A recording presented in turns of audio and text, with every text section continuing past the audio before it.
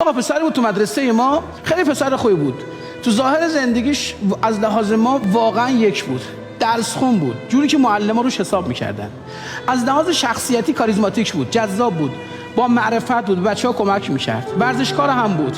نماز اول وقت ترک نمی‌شد. یه جورایی همه بچه‌ها مدرسه میگفتن خوش به حال حسین. ای کاش جای حسین بودیم. حسرت خیلی‌ها رو تحریک می‌کرد. حتی که خود من با خودم گفتم ای کاش جای حسین بودم.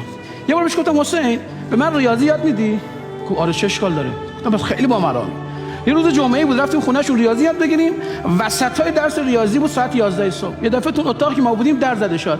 بازکن رفت سری در رو باز کرد. یه دختر 6 ساله اومد، سندروم داون، عقب افتاده کامل. گفت سلام. گفتم سلام. گفت ببخشید خواهرمه معلوله، باید ببرمش سرویس بهداشتی. بچه‌ها رو برد دستشویی. بعد برگشت و گفتم که چرا مادرت نمیبره؟ گفت مادرم سرطان خون داره، وقتی میره شیمی درمانی میشه میافته مثل جنازه، نمیتونه تکون بخوره. بابا چی؟ گفت من بابا ندارم، بابام فوت کرده. پس خرج شما رو کی میده؟ گفت دایم میده.